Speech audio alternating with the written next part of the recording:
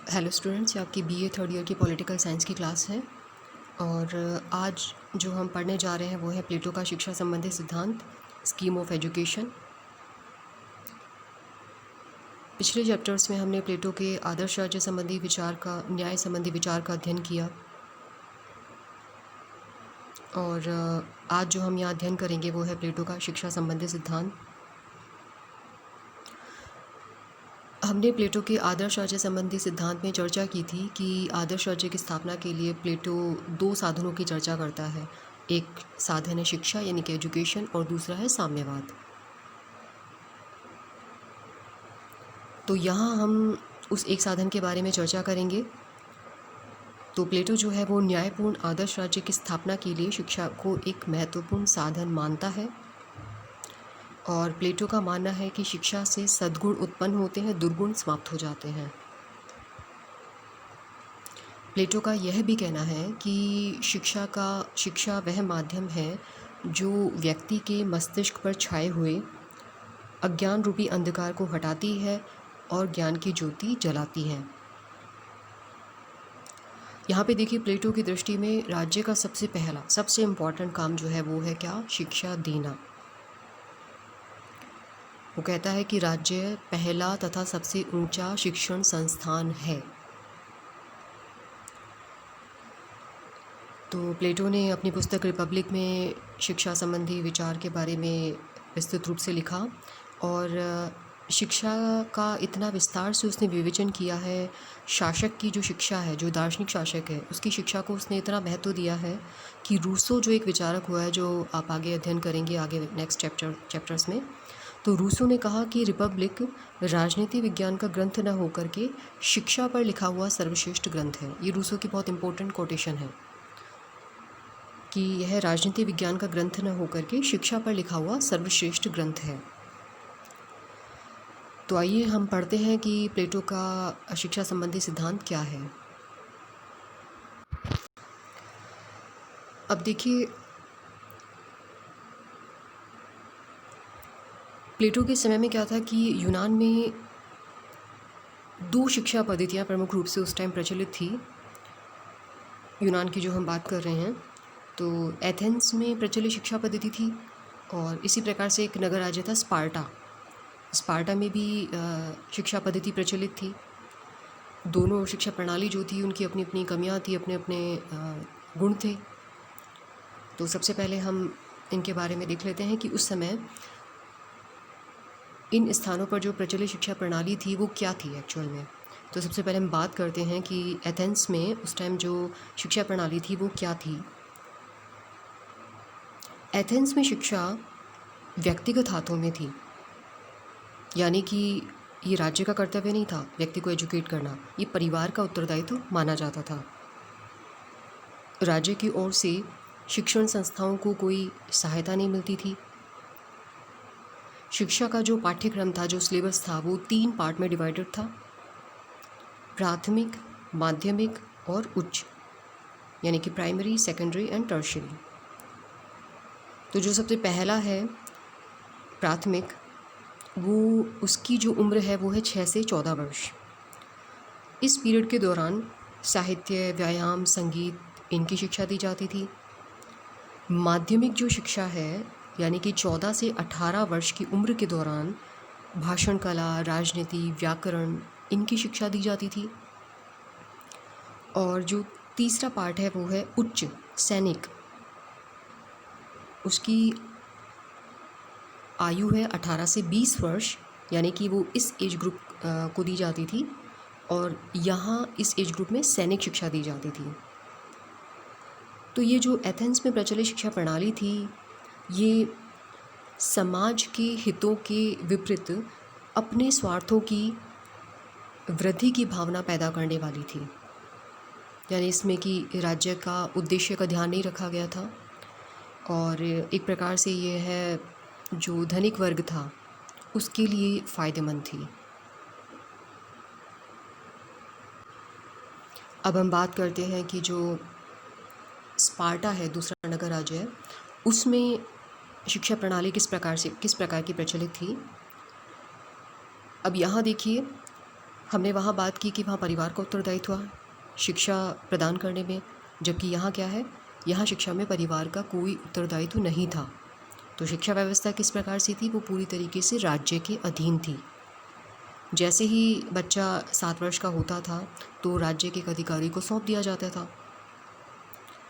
और महिला हो चाहे पुरुष हो, दोनों के लिए शारीरिक शिक्षा अनिवार्य थी।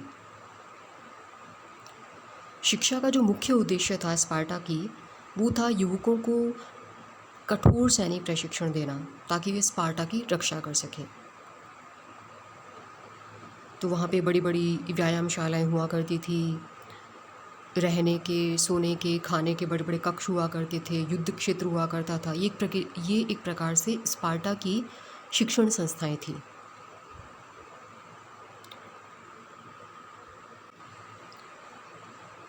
तो ये जो एथेंस और स्पार्टा में प्रचलित शिक्षा प्रणाली थी, इसके बाद हम प्लेटो ने अपनी रिपब्लिक में किस प्रकार से शिक्षा संबंधी विचार प्रस्तुत किए हैं उनके बारे में पढ़ते हैं। Platonic framework of education. तो प्लेटो का जो शिक्षा सिद्धांत है, नो डाउट वो तत्कालीन एथेंस और स्पार्टा की शिक्षा व्यवस्था से प्रभावित था। प्लेटो ने क्या किया कि अपना जो शिक्षा सिद्धांत दिया, इसमें इन दोनों के गुणों को शामिल किया, दोनों की क्वालिटीज़ को लिया और इनके अवगुणों से अपनी शिक्षा को दूर रखा। जैसे कि प्लेटो ने अपने शिक्षा योजना में एथेंस से शिक्षा का व्यक्तिगत रूप लिया, जिससे क्या हो सके, व्यक्ति के संपूर्ण व्यक्तित्व का, ओवरऑल पर्सनैलिटी डेवलपमेंट हो सके।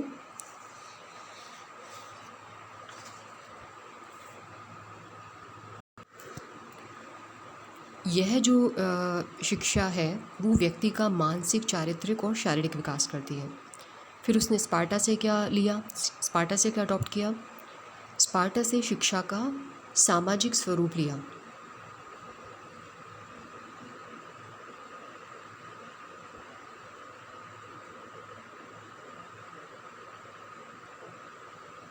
स्पार्टा से शिक्षा का सामाजिक स्वरूप लिया, जिसके अनुसार कि शिक्षा जो है वो, जैसे कि हमने अध्ययन किया कि परिवार का उत्तरदायित्व नहीं होता था, बल्कि किसका होता था, राज्य का होता था। तो इसके अनुसार शिक्षा जो है वो राज्य के नियंत्रण और निर्देशन में होनी चाहिए। साथ ही ये सैनिक प्रशिक्षण पर बल देती है। तो इस प्रकार से उसने शिक्षा का जो व्यक्तिगत स्वरूप था वो एथेंस से लिया, और शिक्षा का जो सामाजिक स्वरूप था वो स्पार्टा से लिया।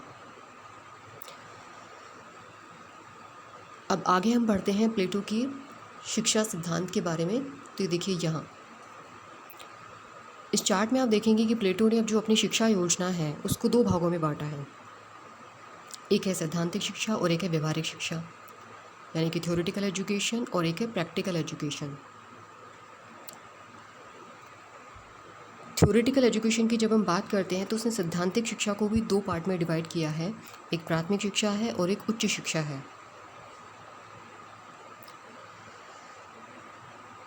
प्राथमिक शिक्षा यानी कि एलिमेंट्री एजुकेशन, इसमें उसने अलग अलग एज ग्रुप में डिवाइड कर दी। इस आयु में ये शिक्षा देनी चाहिए, इस आयु में ये शिक्षा देनी चाहिए, और इस एज ग्रुप के लोगों को ये इस प्रकार की शिक्षा दी जानी चाहिए। जैसे कि आपको चार्ट में दिखाई दे रहा है कि प्राथमिक जो शिक्षा है उसमें सबसे पहला है 6 से 12 वर्ष, यानी कि कब स्टार्ट होगी, इस उम्र पे आकर के।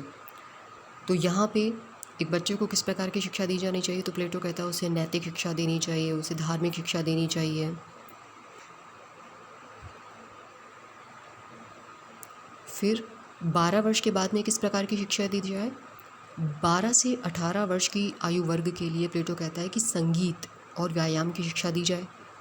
व्यायाम से क्या होता है, शारीरिक रूप से विकास होता है, और जो संगीत है वो मानसिक विकास का साधन है।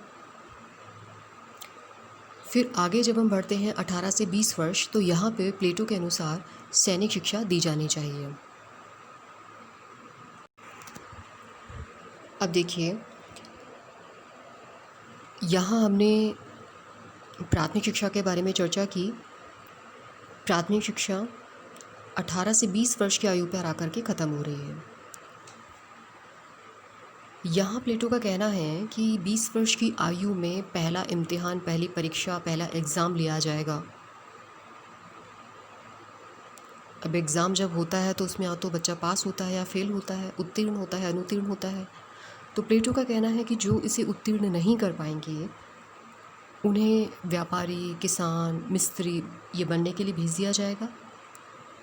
और जो इस लेवल को पास कर लेंगे, जो इस परीक्षा को पास कर लेंगे, उन्हें आगे के लिए प्रशिक्षण दिया जाएगा। तो देखिए आगे आप देख रहे हैं कि उसके बाद क्या स्टार्ट होगी, प्राथमिक शिक्षा ख़त्म हो जाएगी और उसके बाद स्टार्ट होगी उच्च शिक्षा, हायर एजुकेशन। अब उच्च शिक्षा को प्लेटो ने 2 पार्ट में डिवाइड किया। एक 20 से 30 वर्ष की आयु वर्ग के लिए है और एक है 30 से 35 वर्ष की आयु वर्ग के लिए। तो यहाँ जो 20 से 30 वर्ष की आयु वर्ग के लिए जो शिक्षा है, प्लेटो का कहना है कि जो उस एग्ज़ाम को पास कर लेंगे, यानी कि जो योग्य और बुद्धिमान साबित होंगे, उनके लिए ये इस प्रकार की शिक्षा की व्यवस्था होगी। और ये कब स्टार्ट हो जाएगी, 20 साल की एज से। और ये उन अच्छी बुद्धि वाले, कुशाग्र बुद्धि वाले युवक युवतियों को दी जाएगी जो भविष्य में आदर्श शासक बन सकने की क्षमता रखते हों, प्रतिभा रखते हों। तो प्लेटो का ये मानना है कि जिस प्रकार से एक सैनिक जो होता है उसका विशेष गुण होता है साहस, धैर्य, उसी प्रकार से शासक का जो आवश्यक गुण होता है वो है ज्ञान, विवेक, रीज़न। तो इसको प्राप्त करने के लिए प्लेटो ने जो अपने हायर एजुकेशन का जो सिलेबस है उसमें ऐसे विषयों को चुना, ऐसे सब्जेक्ट्स को चुना जो कि मस्तिष्क को डेवलप कर सकें, मस्तिष्क का विकास कर सकें। तो प्लेटो के अनुसार ऐसे सब्जेक्ट हो सकते हैं गणित, तर्कशास्त्र, ज्योतिष इत्यादि। तो यहाँ जो हायर एजुकेशन है आप लोग देख रहे हैं 20 से 30 वर्ष के लिए जो है उसमें अध्ययन किया जाएगा गणित, ज्यामिति यानी कि ज्योमेट्री, मनोविज्ञान, ज्योतिष का। इसके बाद में यानी कि 20 से 30 वर्ष की जो आयु है इसे कंप्लीट करने के बाद में दूसरी परीक्षा होगी। जो इसे पास कर लेंगे वो आगे की शिक्षा, प्रशिक्षण उसको प्राप्त करेंगे और जो इसे उत्तीर्ण नहीं कर पाएंगे वो सहायक या सैनिक बनने के लिए भेज दिए जाएंगे। तो जो इसे क्लियर कर लेंगे उन्हें आगे की शिक्षा दी जाएगी, दर्शन शास्त्र की शिक्षा दी जाएगी। 30 से 35 वर्ष की एज ग्रुप में दर्शन, द्वंद्व की शिक्षा दी जाएगी।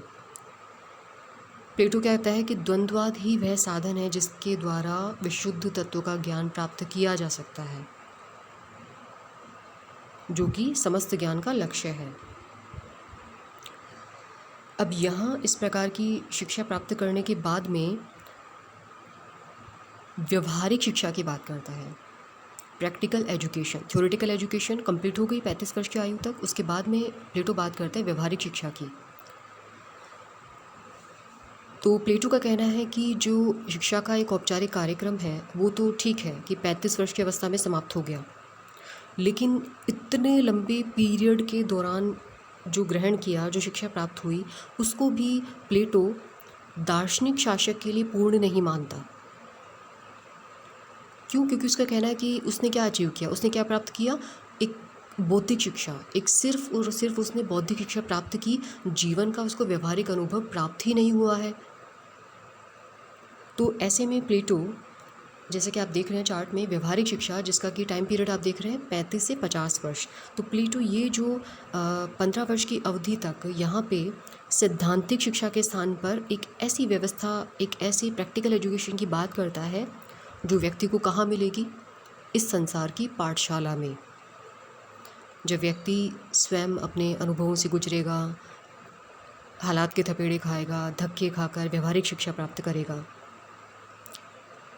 ठीक है, तो इस प्रकार से 50 वर्ष की आयु तक ये जो सांसारिक जीवन की कठोर परीक्षाओं में जो खरे उतरेंगे, जो शास्त्रों का गंभीर ज्ञान प्राप्त कर लेंगे, तो ऐसे दार्शनिक ही प्लेटो के अनुसार शासक बनने के अधिकारी हैं।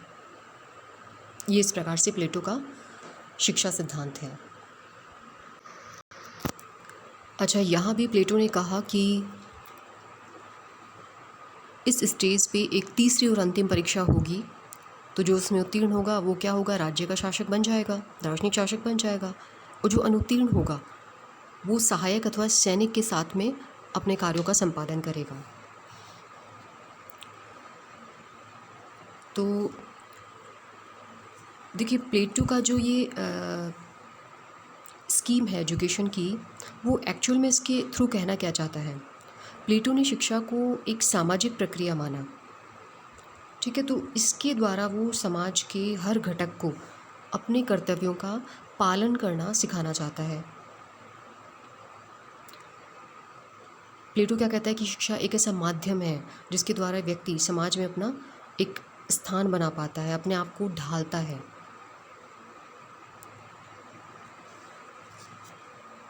तो ये थी प्लेटो की शिक्षा संबंधी सिद्धांत के बारे में बातें। आगे हम पढ़ते हैं प्लेटो का जो शिक्षा संबंधी सिद्धांत है, इसकी कुछ विशेषताएं।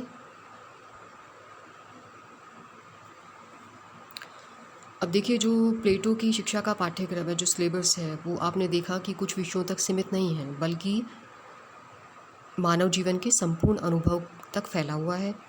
हमने बात की कि थ्योरेटिकल एजुकेशन भी दे रहा है, प्रैक्टिकल एजुकेशन की भी चर्चा कर रहा है। दूसरा पॉइंट है कि प्लेटो राज्य द्वारा नियंत्रित शिक्षा पर बल देता है। तीसरी बात है जो उसने जोर दिया है, वो अभिभावक वर्ग के लिए ये एजुकेशन थ्योरी दी है अपनी। तो ये जो स्कीम ऑफ एजुकेशन है, ये अभिभावक वर्ग के लिए है। और अभिभावक वर्ग में कौन शामिल होता है? सैनिक वर्ग और दार्शनिक शासक वर्ग। चौथा पॉइंट है कि उसने किसी प्रकार से कोई भेदभाव नहीं किया स्त्री और पुरुषों के मध्य।